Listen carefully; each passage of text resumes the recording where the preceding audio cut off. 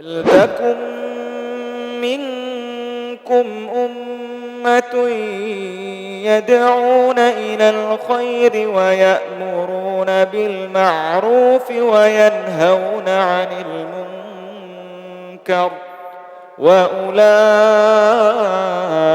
هُمُ الْمُفْلِحُونَ. الحمد لله نحمده ونستعينه ونستغفره ونعوذ بالله من شرور أنفسنا ومن سيئات أعمالنا. من يهده الله فلا مضل له ومن يضلل فلا هادي له. وأشهد أن لا إله إلا الله وحده لا شريك له وأشهد أن محمدًا عبده ورسوله. أما بعد فإن خير الحديث كتاب الله وخير الهدي هدي محمد صلى الله عليه وسلم وشر الأمور محدثاتها وكل محدثة بدعة وكل بدعة ضلالة وكل ضلالة في النار. أعوذ بالله من الشيطان الرجيم. بسم الله الرحمن الرحيم. يوم نقول لجهنم هل امتلأت وتقول هل من مزيد وأزلفت الجنة للمتقين غير بعيد. هذا ما توعدون لكل أواب حفيظ. من خشي الرحمن بالغيب وجاء بقلب منيب. ادخلوها بسلام ذلك يوم الخلود. لهم ما يشاءون فيها ولدينا مزيد. وكم أهلكنا قبلهم من قرن هم أشد منهم بطشا فنقبوا في البلاد هل من محيص. إن في ذلك لذكرى لمن كان له قلب أو ألقى السمع وهو شهيد. ولقد خلقنا السماوات والأرض وما بينهما في 6 أيام وما مسنا من لغوب.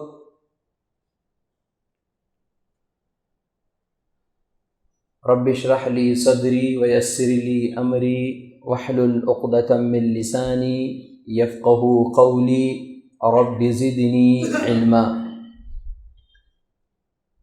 محترم حضرات، پردہ نشین ماؤں اور بہنوں، اس سے پہلے کہ میں اپنی گفتگو کا آغاز کروں،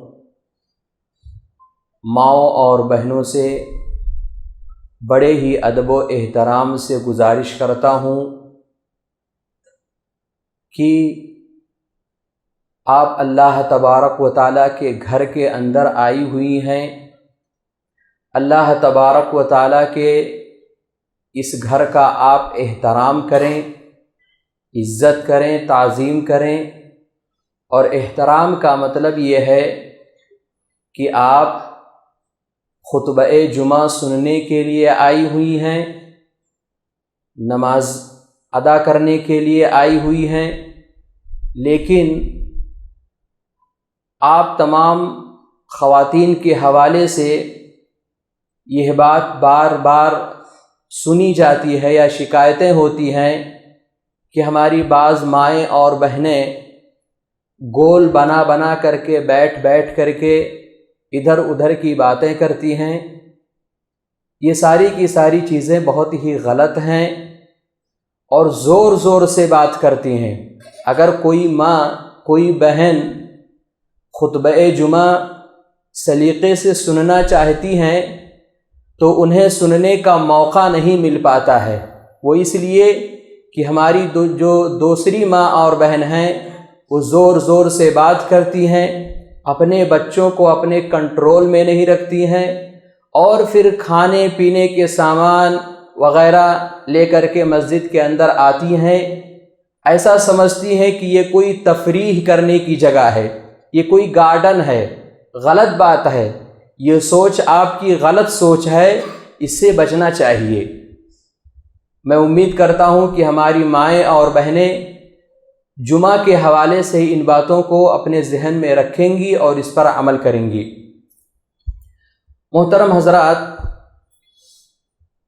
میں نے اپنے پچھلے خطبہ جمعہ میں قبر کے حوالے سے کچھ باتیں آپ کے سامنے گوشے گزار کی تھیں کہ قبر کا عذاب برحق ہے اور قبر کا ثواب برحق ہے، اور آپ نے یہ بھی سنا تھا کہ سوال و جواب میں کامیاب ہونے کے بعد ایک مومن کے لیے جنت کا بستر بچھا دیا جاتا ہے، جنت کا لباس پہنا دیا جاتا ہے، اور جنت کی طرف سے اس کے لیے ایک کھڑکی کھول دی جاتی ہے جس سے خوشبودار ہوائیں اور ٹھنڈی ہوائیں آنے لگتی ہیں۔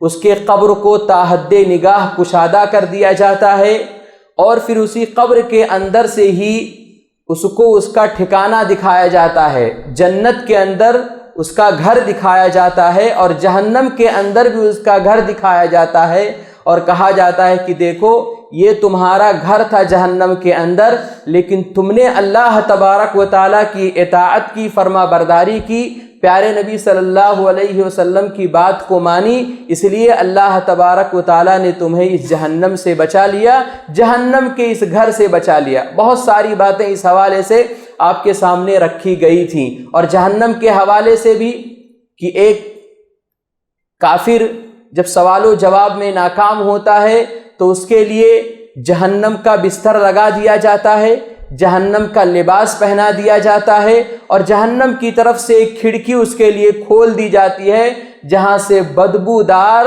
اور گرم ہوائیں اس تک پہنچتی رہتی ہے۔ قبر کو تنگ کر دیا جاتا ہے، اور قبر کے اندر سے ہی اس کا ٹھکانہ جہنم کے اندر دکھایا جاتا ہے کہ کل قیامت کے دن جب تم اٹھ کر کے جاؤ گے تو یہ تمہارا ٹھکانہ ہوگا۔ بہت ساری باتیں اس حوالے سے آپ کے سامنے رکھی گئی تھیں، لیکن آج میں آپ کے سامنے ان اعمال کا تذکرہ کرنے کی کوشش کروں گا کہ جن اعمال کو ادا کرنے سے ہم اور آپ قبر کے عذاب سے اللہ تبارک و تعالیٰ کے فضل اور مہربانی سے بچ سکتے ہیں۔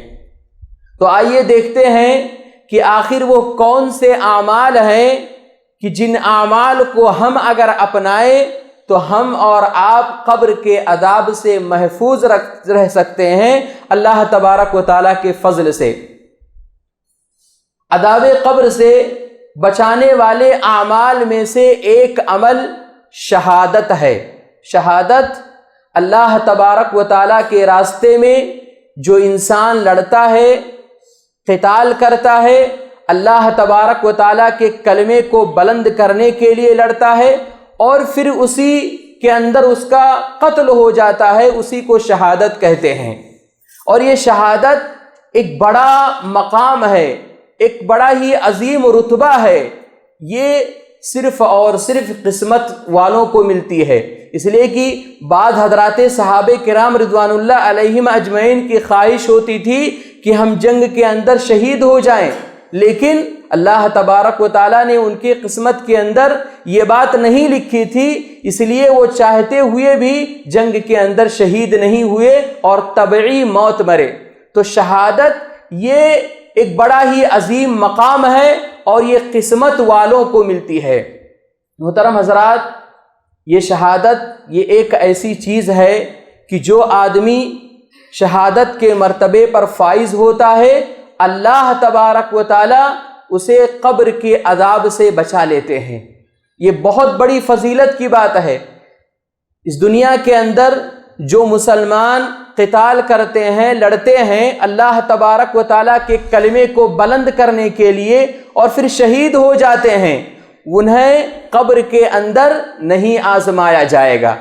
ایک صحابی نے اللہ کے نبی صلی اللہ علیہ وسلم سے پوچھا کہ اے اللہ کے نبی صلی اللہ علیہ وسلم، کیا وجہ ہے کہ دنیا کے جتنے مسلمان ہیں، جتنے مومن ہیں، جب وہ مر جاتے ہیں اور اپنے قبر کے اندر چلے جاتے ہیں تو ان کو آزمایا جاتا ہے، لیکن شہید ایک ایسا شخص ہے جس کو اس کے قبر کے اندر آزمایا نہیں جاتا ہے؟ پیارے نبی صلی اللہ علیہ وسلم نے فرمایا کہ ان کے لیے دنیا میں ان کے سروں پر چمکتی ہوئی تلواریں ہی ان کے لیے آزمائش ہیں، انہیں دنیا کے اندر ہی آزمایا جا رہا ہوتا ہے۔ تو محترم بھائیو، شہادت ایک ایسا مقام ہے کہ جس آدمی کو یہ چیز مل جائے اللہ تبارک و تعالیٰ اسے قبر کے عذاب سے بچا لیتے ہیں۔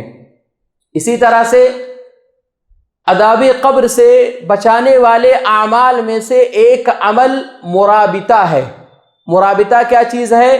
یعنی کوئی شخص اسلامی ریاست کی سرحدوں کی حفاظت کرنے میں فوت ہو جائے یا اسلامی لشکر کی حفاظت کرنے میں فوت ہو جائے تو اللہ تبارک و تعالی اسے قبر کے عذاب سے بچا لیں گے۔ بہت بڑی بات ہے، اور آپ یہ بات یاد رکھیں، پیارے نبی صلی اللہ علیہ وسلم نے ایسے شخص کے بارے میں فرمایا کہ جو اللہ تبارک و تعالی کی راہ میں لڑتا ہوا مرتا ہے، ایسے شخص کے بارے میں فرمایا کہ ہر آدمی جیسے ہی مرتا ہے، انتقال کرتا ہے، اس کے عملوں کا سلسلہ وہیں پر ختم ہو جاتا ہے۔ اس کے نیک اعمال جو ہوتے ہیں اس کا ثواب اس کے مرنے کے ساتھ ہی ختم ہو جاتا ہے، لیکن یہ مرابط ایک ایسا شخص ہے کہ اس کے مرنے کے بعد بھی اس کے نامہ اعمال میں قیامت تک اس کے اعمال کا ثواب ملتا رہتا ہے۔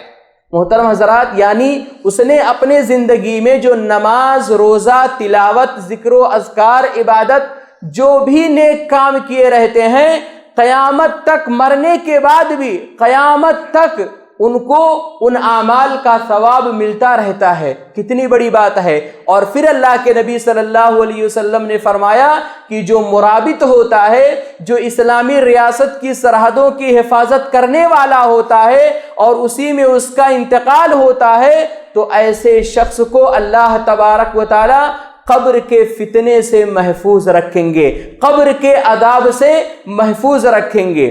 اسی طرح سے عذاب قبر سے بچانے والے اعمال میں سے ایک عمل سورۃ الملک کی تلاوت ہے۔ سورۃ الملک کی باقاعدہ تلاوت کیا جائے۔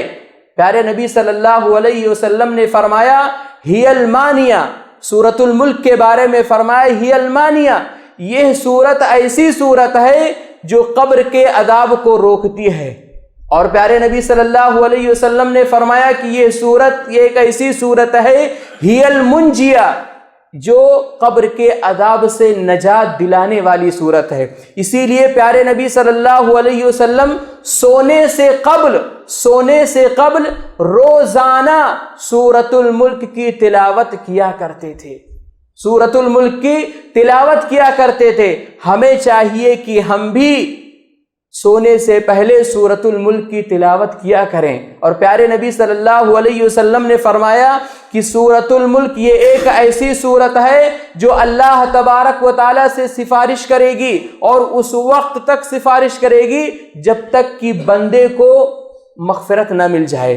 اس لیے محترم بھائیو، سورۃ الملک یہ ایک ایسی سورت ہے جو ہمیں قبر کے عذاب سے بچاتی ہے۔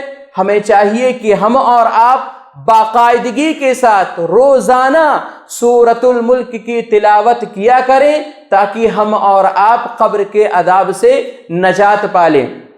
اسی طرح سے عذاب قبر سے بچانے والے اعمال میں سے ایک عمل قرآن مجید کی تلاوت ہے۔ قرآن مجید کی تلاوت ہے۔ جو آدمی، جو انسان قرآن مجید کی روزانہ تلاوت کرتا ہے، اس کے تراجم کو سمجھتا ہے اور سمجھ کر کے اس پر عمل کرتا ہے، پیارے نبی صلی اللہ علیہ وسلم فرماتے ہیں کہ ایسے آدمی کو قبر کی عذاب نہیں ہوگی۔ آپ جانتے ہیں پیارے نبی صلی اللہ علیہ وسلم نے فرمایا کہ فرشتہ عذاب لے کر کے میت کے جیسے ہی پیر کی طرف آتا ہے، وہ قرآن، جس نے قرآن کی تلاوت کی ہوتی ہے، قرآن کہتی ہے کہ میرے طرف سے کوئی راستہ نہیں ہے، تم کسی دوسری طرف سے آؤ، روک دیتی ہے، عذاب کو روک دیتی ہے۔ اس لیے محترم بھائیو، ہم کو اور آپ کو چاہیے کہ ہم اور آپ اپنی زندگی میں قرآن مجید کی تلاوت کا اہتمام کریں، زیادہ سے زیادہ اہتمام کریں اور اس کو ترجمے کے ساتھ پڑھیں، سمجھیں اور اس پر عمل کرنے کی کوشش کریں۔ اسی طرح سے عذاب قبر سے بچانے والے اعمال میں سے ایک عمل مسجد کی طرف قدم اٹھانا ہے۔ یہ مسجد کی طرف جو قدم اٹھا کر کے آپ آتے ہیں، یہ کوئی معمولی قدم نہیں ہے، یہ بہت بڑا قدم ہے۔ مسجد کی طرف چل کر کے جو آتے ہیں، یہ بہت بڑا قدم ہوتا ہے۔ یہ قدم یاد رکھو، قبر کے اندر جو عذاب ہوتی ہے اس عذاب سے آپ کو بچائے گی۔ پیارے نبی صلی اللہ علیہ وسلم نے فرمایا کہ قبر کے اندر فرشتہ عذاب لیے ہوئے میت کے پیر کی طرف آتا ہے، تو وہ جو مسجد کی طرف جس آدمی نے قدم اٹھایا ہوا ہوتا ہے، وہ اس کو روک دیتی ہے کہ میرے طرف سے کوئی راستہ نہیں ہے، تم کسی اور کی طرف سے آؤ۔ محترم بھائیوں، مسجد کے لیے آپ نماز پڑھنے کے لیے آتے ہیں، یہ بڑا مبارک قدم ہے۔ مسجد کے لیے آپ کوئی پروگرام ہوتا ہے، آپ اس کے لیے آتے ہیں۔ مسجد کے لیے آپ اگر آتے ہیں قرآن مجید کی تلاوت کرنے کے لیے، ذکر و اذکار کرنے کے لیے، یہ بڑا ہی مبارک قدم ہے۔ یاد رکھو، یہ قدم آپ کو قبر کے عذاب سے نجات دلائے گی۔ اسی طرح سے عذاب قبر سے بچانے والے اعمال میں سے ایک عمل نماز ہے۔ اللہ اکبر، نماز ہے۔ نماز آپ سب جانتے ہیں کہ نماز پڑھنا یہ اہل ایمان کا شعار ہے، اہل ایمان کا پہچان ہے، اور نماز نہ پڑھنا اہل کفر و شرک کی پہچان ہے۔ اور نماز بندگی کا سب سے بڑا مظہر ہے، نماز تعلق باللہ کا سب سے بڑا ذریعہ ہے، نماز مومن کا معراج ہے، نماز معراج کا تحفہ ہے۔ نماز ہم اگر پڑھتے ہیں تو گویا کہ ہم اللہ تبارک و تعالیٰ سے سرگوشی کر رہے ہوتے ہیں۔ آج اس نماز کو ہم نے چھوڑ دیا ہے، اس نماز کو ہم نے چھوڑ دیا ہے، ہم تارک صلاۃ بن چکے ہیں۔ یاد رکھو، یہ نماز اگر ہماری زندگی میں ہوگی تو یہی نماز ہمیں قبر کے اندر عذاب سے نجات دلائے گی۔ پیارے نبی صلی اللہ علیہ وسلم نے فرمایا کہ فرشتہ قبر کے اندر عذاب لے کر کے جیسے ہی میت کے سر کے جانب آئے گا، فوراً نماز کہے گی میرے طرف مت آؤ، میرے طرف سے کوئی راستہ نہیں ہے، تم کسی دوسری طرف سے آؤ۔ یہ نماز کا معاملہ ہے۔ آج ہم مسلمان ہیں، نمازوں کا اہتمام نہیں کرتے ہیں۔ ہم کیسے یہ سوچ لیتے ہیں کہ ہم مسلمان ہیں اور قبر کے عذاب سے بچ جائیں گے۔ یاد رکھو، قبر کی عذاب بڑا ہی بھیانک عذاب ہے اور نہ جانے کب تک وہ چلے گا، کسی کو کچھ معلوم نہیں ہے۔ قبر کا عذاب قیامت تک چلتا رہے گا، قیامت کب قائم ہوگی کسی کو کچھ معلوم نہیں ہے۔ لمبی زندگی ہے، اور لمبی زندگی ہے، اس لمبی زندگی میں ہم کو اور آپ کو ان سارے مصائب کا شکار ہونا پڑے گا اگر ہم اسلامی شریعت کی تعلیمات کے پابند نہیں ہوں گے۔ اسی طرح سے روزہ ہے۔ عذاب قبر سے بچانے والے اعمال میں سے ایک عمل روزہ ہے۔ روزہ اللہ تبارک و تعالیٰ نے فرمایا کہ روزہ بندہ میرے لیے رکھتا ہے، میں ہی اس کا اجر دوں گا، میں ہی اس کا ثواب دوں گا۔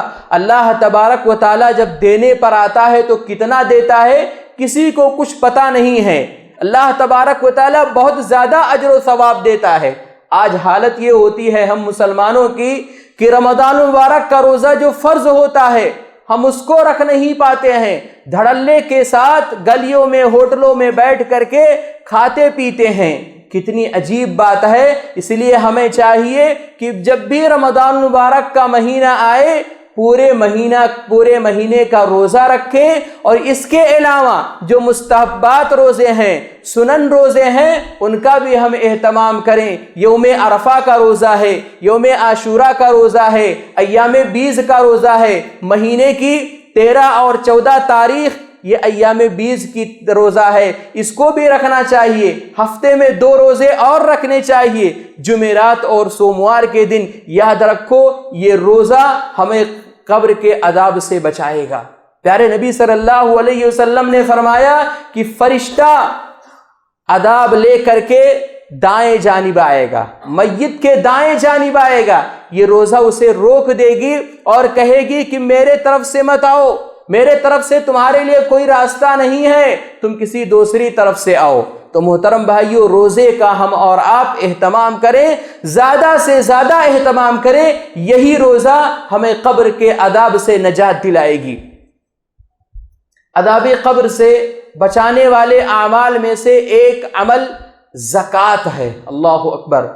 آج ہم مسلمانوں کا معاملہ یہ ہے، اتنے بڑے بڑے مالدار لوگ ہیں لیکن دیکھا یہ جاتا ہے کہ وہ زکوٰۃ ادا نہیں کرتے ہیں، زکوٰۃ اپنے پورے مال کا نہیں نکالتے ہیں۔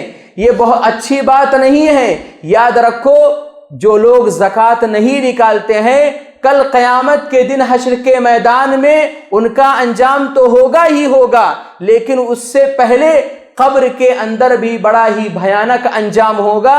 زکوٰۃ ادا نہیں کریں گے تو یاد رکھو یہ زکوٰۃ فرشتہ جو عذاب لے کر کے آئے گا اس کو روکے گا نہیں، لیکن اگر جو انسان زکوٰۃ کو برابر اور مسلسل ادا کرتا رہے گا، اپنے پورے مال کا زکوٰۃ نکالے گا، یاد رکھو یہی زکوٰۃ تمہارے قبر میں تمہیں جو عذاب ملنے والی تھی اس سے تمہیں نجات دلائے گی۔ اس لیے زکوٰۃ کا اہتمام کرو۔ سال میں 1 مرتبہ فرض ہوتا ہے، جو صاحب حیثیت ہوتے ہیں ان کو ادا کرنا چاہیے، بہت ضروری ہے، اور یہ بندوں کے حق ہیں۔ اگر آپ زکوٰۃ ادا نہیں کرتے ہیں، زکوٰۃ نکالتے نہیں ہیں اور فقراء اور مساکین کو دیتے نہیں ہیں تو گویا کہ آپ ان کے حقوق کو کھا رہے ہوتے ہیں، ان کے حقوق کو کھا رہے ہوتے ہیں۔ بڑا ہی بھیانک عمل ہے۔ اس لیے زکوٰۃ کے سلسلے میں ہم سب کو، سارے مالداروں کو سوچنے کی بڑی ضرورت ہے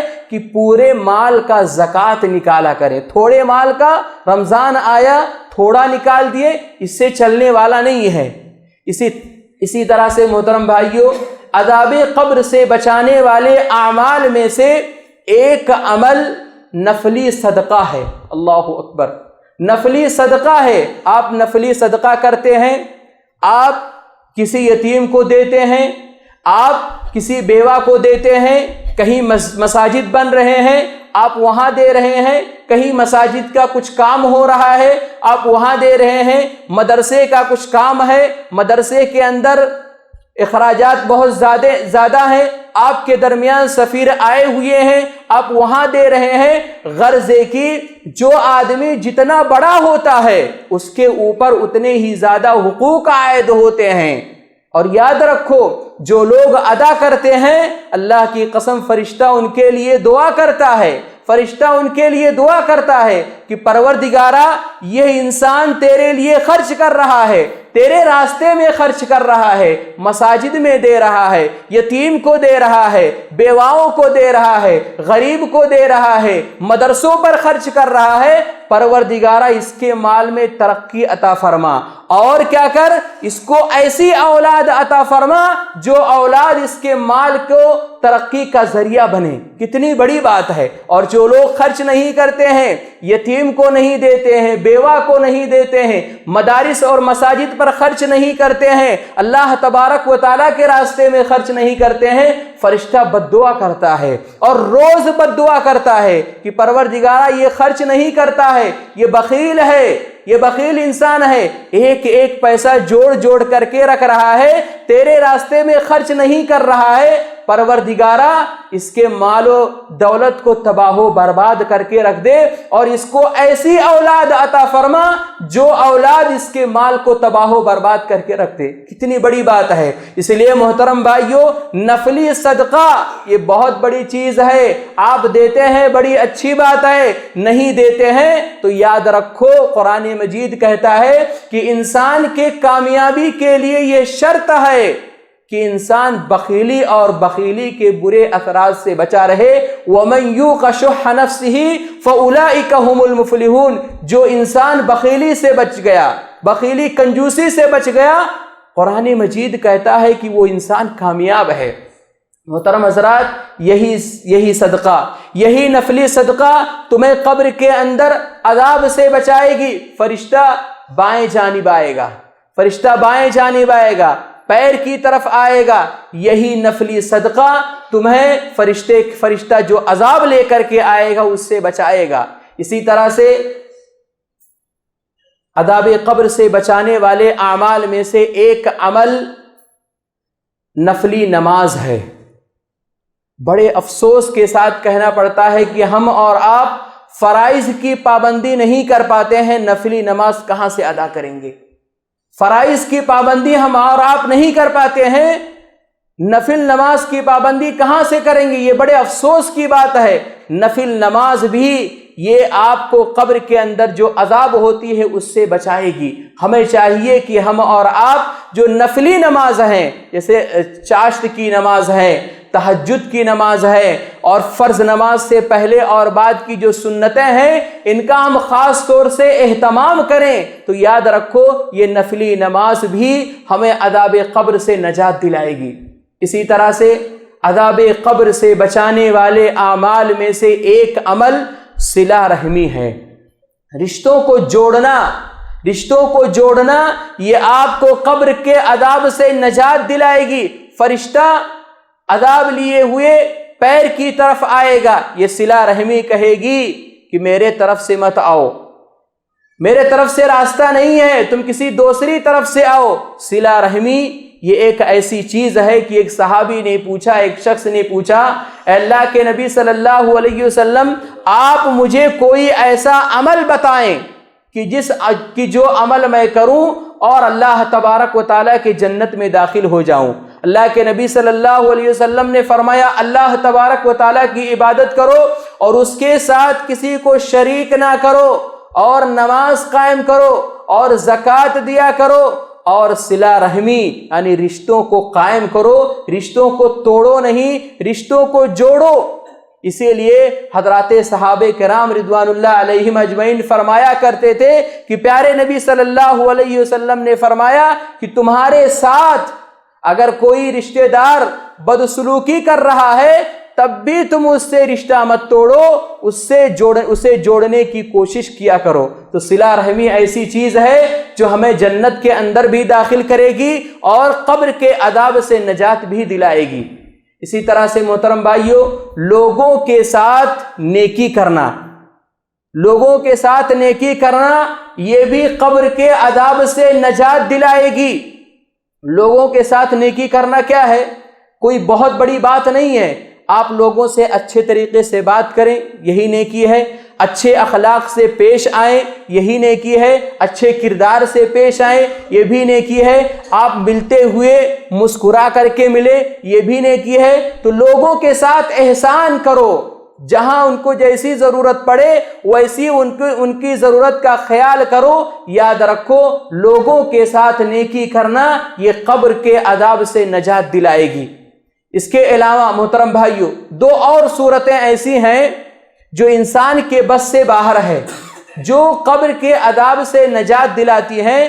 اس میں سے ایک ہے جمعے کی رات یا جمعے کے دن ایک انسان، ایک مسلمان کی اگر وفات ہوتی ہے تو اللہ تبارک و تعالیٰ اسے بھی قبر کے عذاب سے بچا لیتے ہیں۔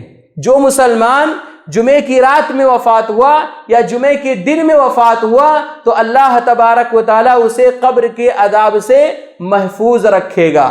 لیکن آپ یہ بات یہاں پر یاد رکھیں کہ اسلامی شریعت کے جتنے احکام ہیں سارے احکام ایک دوسرے کے ساتھ پیوست ہیں، کسی ایک حکم کو آپ الگ کر کے کوئی نتیجہ اخذ نہیں کر سکتے ہیں۔ مطلب یہ ہے کہ جمعہ کے اندر یا جمعہ کے دن یا جمعہ کی رات جس کا انتقال ہوتا ہے وہ عقیدہ توحید والا ہو، اتباع سنت والا ہو، فرائض کی پابندی کرنے والا ہو، اور اللہ تبارک و تعالیٰ نے جو چیزیں حرام کی ہیں ان کو وہ حرام مانتا ہو، حرام جانتا ہو، اور ان چیزوں کو وہ کرنے سے پرہیز کرتا ہو، تب اس کو یہ فائدہ دے گی۔ ورنہ ایک کافر کی بھی جمعہ کی دن یا جمعہ کی رات میں وفات ہوتی ہے تو کیا وہ بھی قبر کے عذاب سے محفوظ رہے گا؟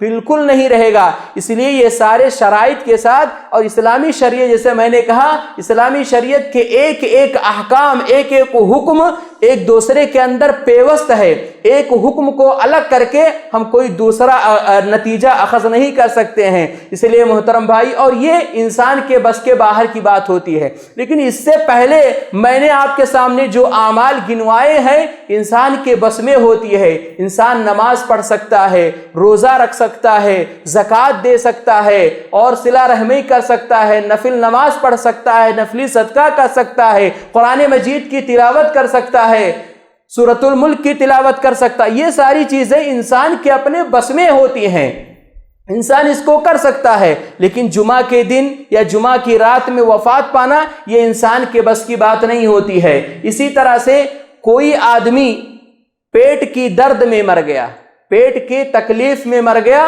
تو ایسے انسان کو بھی اللہ تبارک و تعالی قبر کے عذاب سے بچا لیں گے۔ یہاں بھی وہی شرط ہے کہ عقیدہ توحید والا ہو، اتباع سنت والا ہو، بدعتی نہ ہو، اور کبیرہ گناہوں سے بچنے والا ہو، حرام کردہ جو چیزیں ہیں ان سے بچنے والا ہو، فرائض کی پابندی کرنے والا ہو، اور فرائض جب کہا جاتا ہے تو نماز کی پابندی کرنے والا ہو، فرض روزوں کی پابندی کرنے والا ہو، حج اگر اس کے اوپر فرض ہو گیا ہے تو حج کرنے والا ہو، زکوٰۃ اس کے اوپر فرض ہو گیا ہو تو زکوٰۃ ادا کرنے والا ہو۔ ان ساری چیزوں کے بعد اگر وہ پیٹ کے درد میں، یا علماء نے لکھا ہے کہ جیسے کینسر ہے، طاعون کے امراض ہیں، یا بڑی بڑی جو بیماریاں ہیں، مہلک جو بیماریاں ہیں، اس میں اگر کوئی شخص انتقال کرتا ہے، مر جاتا ہے، اللہ تبارک و تعالیٰ اسے قبر کے عذاب سے بچا لیتے ہیں۔ محترم بھائیوں، یہ کچھ اعمال جو میں نے آپ کے سامنے ذکر کیے ہیں، ان اعمال کا اگر ہم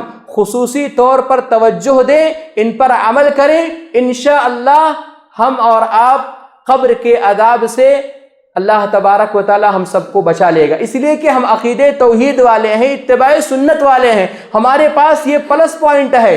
ہم اس کے بعد جو بھی اعمال کریں گے اللہ تبارک و تعالی انشاءاللہ ہمارے اعمال کو قبول فرمائے گا۔ اب آئیے دیکھتے ہیں کہ قبر کے عذاب میں پھنسنے والے لوگ کون کون ہوتے ہیں۔ نمبر 1، کافر۔ بالکل واضح روایاتیں ہیں اور قرآن مجید کی آیتیں ہیں کہ جو انسان اللہ پر اور رسول پر ایمان نہیں لاتا ہے اسے قبر کے اندر عذاب دیا جائے گا، قبر کے فتنے سے وہ محفوظ نہیں رہے گا۔ نمبر 2، منافق۔ منافق کون ہے؟ منافق جس نے زبان سے کلمہ پڑھ لیا ہو، زبان سے کلمہ پڑھ لیا ہو لیکن اس کے دل کے اندر اسلام نہ ہو، اور عمل میں کوتاہیاں بھی برت رہا ہو، یعنی عمل بھی کوئی کرتا نہ ہو، بس دکھانے کے لیے اس نے اسلام قبول کر لیا ہو، ایسا آدمی بھی قبر کے فتنے سے محفوظ نہیں رہے گا، قبر کے اندر اسے عذاب دیا جائے گا۔ اس لیے ہمیں چاہیے کہ منافق کے جو اوصاف ہیں، جو صفتیں ہیں ان سے بچنا چاہیے۔ تیسرا وہ آدمی ہے جو مرتد ہوتا ہے۔ مرتد ایک آدمی نے اسلام قبول کیا اور بعد میں اسلام سے پھر گیا، پھر وہ کافر ہو گیا، عیسائی ہو گیا، ایسے آدمی کو بھی قبر کے اندر عذاب ہونے والا ہے، قبر کے فتنے میں مبتلا ہونے والا ہے، اور یہ تینوں لوگ ایسے ہیں کہ ان کو برابر قیامت تک عذاب کے اندر مبتلا رکھا جائے گا۔ چوتھا، کبیرہ گناہ کرنے والا مسلمان۔ ہم اور آپ یہ سمجھتے ہیں کہ ہم مسلمان ہیں تو قبر کے اندر ہم کو عذاب نہیں ہوگا، غلط بات ہے، غلط سوچ ہے۔ اگر کوئی مسلمان ایسا ہے جو کلمہ پڑھ لیا ہے اسلام لے آیا ہے، اس کے دل کے اندر ایمان ہے، تو یاد رکھو اس کا یہ ایمان، اس کا یہ اسلام قبر کے اندر اسے عذاب سے بچا نہیں پائے گا اگر وہ کبیرہ گناہوں کا ارتکاب کرنے والا ہو۔ اس لیے بہت ہی ضروری ہے کہ اللہ تبارک و تعالیٰ نے اور پیارے نبی صلی اللہ علیہ وسلم نے بڑے بڑے گناہوں کا جو تذکرہ کیا ہے ان سے بچنا چاہیے، ورنہ ہم مسلمان رہتے ہوئے ہمیں قبر کے اندر عذاب دیا جائے گا، ہمیں عذاب دیا جائے گا۔ اللہ تبارک و تعالی ہم سارے کے سارے لوگوں کو قبر کے عذاب سے محفوظ رکھے۔ تو محترم بھائیوں، اور اس سلسلے میں اگر آپ روایتیں دیکھیں تو پیارے نبی صلی اللہ علیہ وسلم نے فرمایا کہ جس آدمی کی زبان آوارہ ہو گئی ہو، یعنی وہ چغل خوری کرتا ہو تو ایسے انسان کو قبر کے اندر عذاب دیا جائے گا۔ اور اسی طرح سے پیارے نبی صلی اللہ علیہ وسلم نے فرمایا کہ جو طہارت کا خیال نہ رکھتا ہو، پاکی صفائی کا خیال نہ رکھتا ہو، پیشاب کے چھینٹوں سے نہ بچتا ہو، ایسے آدمی کو بھی قبر کے اندر عذاب دیا جائے گا۔ اسی طرح سے علماء نے بڑے بڑے جو گناہ ہے ان کا تذکرہ کیا ہے کہ شرک ہے، سود خوری ہے، زنا ہے، اس کے علاوہ ظلم ہے، بہت بڑے بڑے جو گناہ ہیں، آدمی اگر ان سے بچتا نہیں ہے تو بہت دور کی بات نہیں ہے کہ انسان کو قبر کے اندر عذاب ہوگا۔ اس لیے ہم مسلمانوں کے لیے جو پیغام ہے اس خطبے کا، وہ یہی پیغام ہے کہ ہم اور آپ کبیرہ گناہوں سے اپنے آپ کو دور رکھیں، کبیرہ گناہوں کے کرنے سے ہم اجتناب رہیں۔ محترم حضرات، قبر کے حوالے سے دو بہت ہی اہم باتیں جو ہم کو اور آپ کو یاد رکھنی چاہیے۔ نمبر ایک، اکثر اوقات میں ہم قبر سے پناہ مانگا کریں، قبر سے پناہ مانگا کریں، قبر کے عذاب سے پناہ مانگا کریں، یہ ہم لوگوں کے لیے بہت ضروری ہے۔ اور اسی لیے پیارے نبی صلی اللہ علیہ وسلم ہر نماز کے اندر دعا کرتے تھے، قبر کے عذاب سے پناہ مانگا کرتے تھے۔ تشہد میں جب بیٹھتے تھے، اور ہم لوگ بھی مانگتے ہیں، جب اتحیات پڑھتے ہیں، درود شریف پڑھتے ہیں، اللہم انی ظلمت نفسی پڑھتے ہیں، اور اس کے بعد پڑھتے ہیں اللہم انی اعوذ بک من عذاب القبر ومن عذاب النار، یہ گویا کہ ہم نماز کے اندر قبر کے عذاب سے پناہ مانگ رہے ہوتے ہیں۔ حضرت عائشہ فرماتی ہیں کہ پیارے نبی صلی اللہ علیہ وسلم نے اپنی زندگی میں کوئی نماز بھی ایسا نہیں پڑھا کہ جس نماز میں پیارے نبی صلی اللہ علیہ وسلم نے قبر کے عذاب سے پناہ نہ مانگی ہو۔ تو ہمیں چاہیے کہ ہم نماز کے اندر ہوں تب بھی ان دعاؤں کا اہتمام کریں، نماز کے اندر نہیں ہے تب بھی ہم دعاؤں کا اہتمام کریں۔ اللہم انی اعوذ بک من عذاب القبر ومن عذاب جہنم، ان دعاؤں کا ہم اہتمام کرتے رہا کریں۔ پیارے نبی صلی اللہ علیہ وسلم کی یہ سنت رہی ہے، اور پیارے نبی صلی اللہ علیہ وسلم نے حضرات صحابہ کرام رضوان اللہ علیہم اجمعین کو حکم بھی دیا ہے کہ قبر کے عذاب سے پناہ مانگا کرو۔ اس لیے محترم بھائیوں، ہم کو اور آپ کو چاہیے کہ ہم اور آپ قبر کے عذاب سے پناہ مانگا کریں۔ دوسری بات اس سلسلے میں یہ ہے کہ گاہے بگاہے ہم قبرستان جایا کریں، قبروں کی زیارت کیا کریں۔ وہاں جائیں گے کیا ہوگا؟ تمہیں اپنی حیثیت معلوم ہوگی، وہاں جاؤ گے تمہیں اپنے بنگلوں کی حیثیت معلوم ہوگی، وہاں جاؤ گے تمہیں اپنے گاڑیوں کی حیثیت معلوم ہوگی، وہاں جاؤ گے تمہارے اپنے پاس جو مال و دولت ہے ان کی حیثیت معلوم ہوگی۔ اور پیارے نبی صلی اللہ علیہ وسلم نے فرمایا کہ وہاں جایا کرو، قبرستان جایا کرو، اس سے تمہاری موت یاد آئے گی اور آخرت کی یاد آئے گی۔ اور آپ یہ بات یاد رکھیں کہ قبروں پر جانا اور ان کے لیے دعا کرنا یہ سنت ہے، لیکن قبر والوں سے مانگنا یہ شرک ہے، اس سے بچنا چاہیے۔ رب العالمین سے دعا ہے کہ پروردگارہ، قبر کے حوالے سے جو بھی ہم نے آپ کے سامنے گفتگو کی ہے، پروردگارہ ان باتوں پر عمل کرنے کی توفیق دے۔ آمین، تقبل یا رب العالمین۔ بارک اللہ لنا ولکم فی القرآن العظیم ونفعنی وإیاکم بالآیات والذکر الحکیم، انہ تعالی جواد کریم ملک بالرؤوف الرحیم۔